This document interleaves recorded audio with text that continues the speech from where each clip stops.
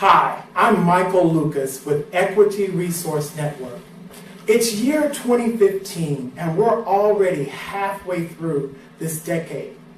When you think back to the beginning, year 2010, what was your financial status 5 years ago compared to today? Has your personal equity increased or degraded? So stay right there. In the next few minutes, I'm going to talk about how to move from living check to check to having surplus, which is called personal equity. Now that's not to be confused with net worth, which is the difference between assets and liability. We're not talking about stock equity or home equity, none of that. That's another conversation for another day and time.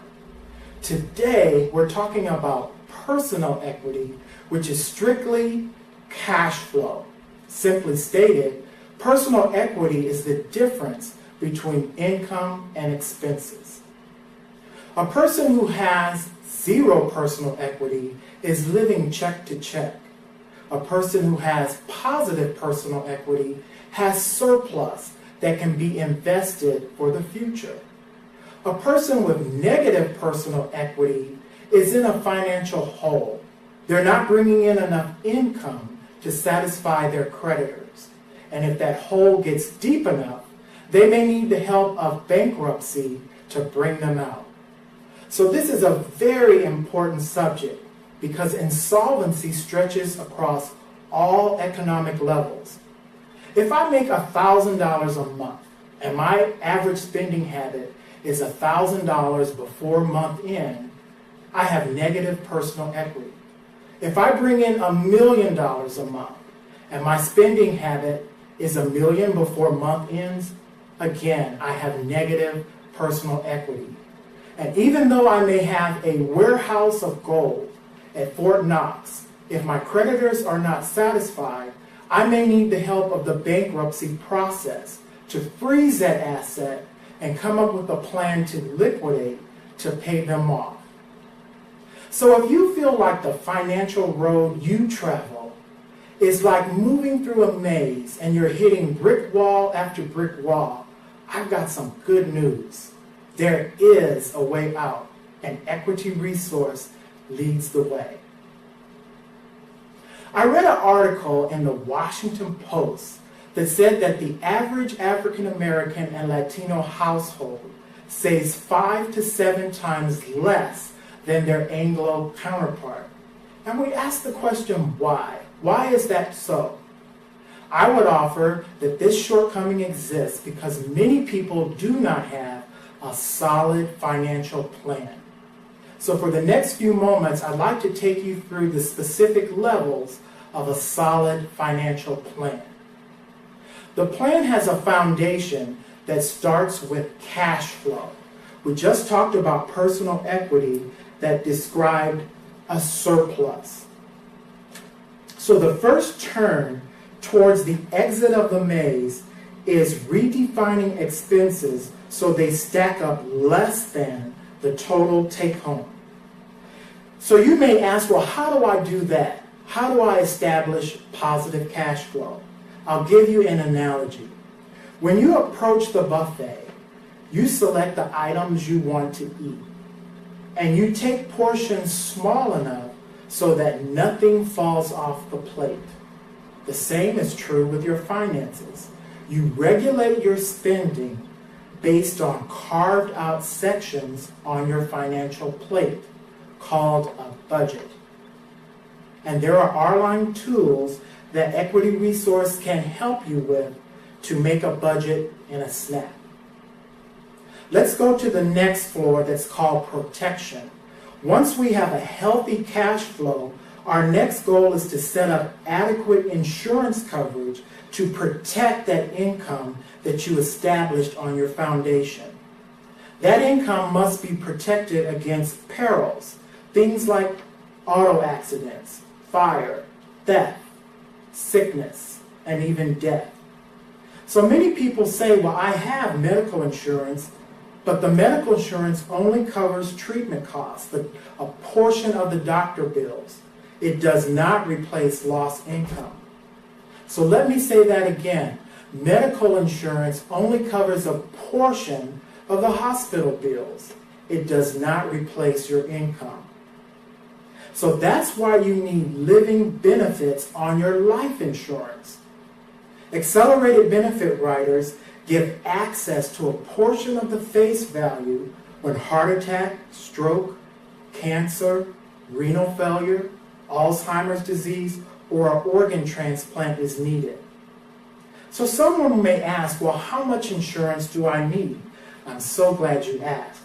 If you have a family, you must purchase life insurance on a dime. That's an acronym where the D stands for enough coverage to cover all of your debts, unpaid college student loans, credit card balances, any debt. Second is I, that stands for 2 years of income. M is for mortgage. And finally, the E is to cover future expenses like college tuition and burial. So if you live in the Bay Area, those dollars can quickly add up to $1 million, easily. So on $1 million policy, the living benefit would pay 70%, $700,000 if a critical illness strikes, like heart attack, stroke, or cancer. And it will pay up to $900,000 if there is a terminal diagnosis with life expectancy less than 2 years. So let's move on. Go with me to the next level, which is debt management. We make the next turn towards the maze exit when we reduce our credit card spending to an amount that's payable in full each month and for purchases that are on our budget. We don't do lunch and pick up the bill or do like Erykah Badu and play Tyrone's Way and everybody else's way on that credit card. We stay away from shopping blitzes. We turn off QVC and shut down buying stuff on the computer that's not within our budgetary constraint.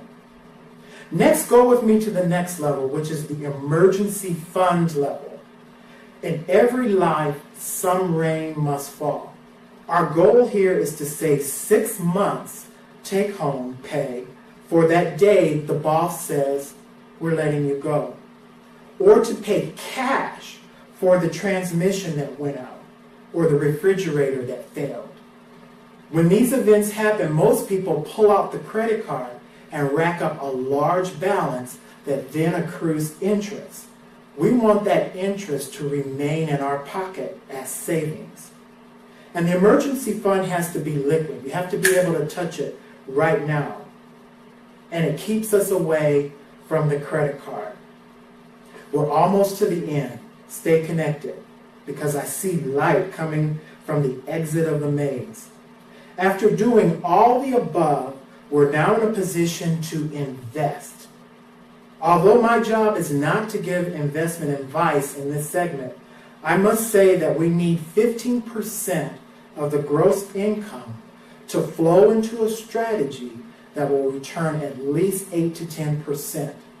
Recall during our last discussion, we did the math showing how minimum wage, starting at age 20, saving 15% of the gross, growing at 7%, reached $1 million by age 67.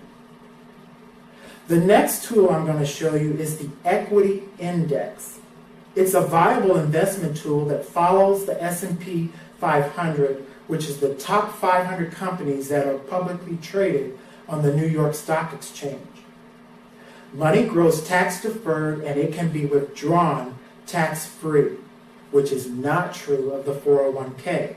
So as you look at this chart, you can see it starts in year 1997, and the orange graph represents the S&P 500. And you can see how the market grew and it climbed to a peak right there at year 2001 when the dot-com crash happened and the aftermath of 9/11. The market took a dive and then it recovered. And you can see over the years where it grew to another peak in year 2007 when the subprime lending bubble burst and the real estate market fell out. The market took a dive and then it started to come around again somewhere around 2009. And you can see where the orange curve ended. Our focus is on the blue line. If we go back to year 1997, you can see how the curve rose, but when the market took that crash in 2001, the blue curve, which represents the equity index, locked in the principal and the earnings. So while the market was taking the dive, the person invested there lost no money. And you can see when the market took a turn, the equity index started at a higher point. So across the years, the message of this curve is the equity index has beat the market because it did not take the drops when the market crashed.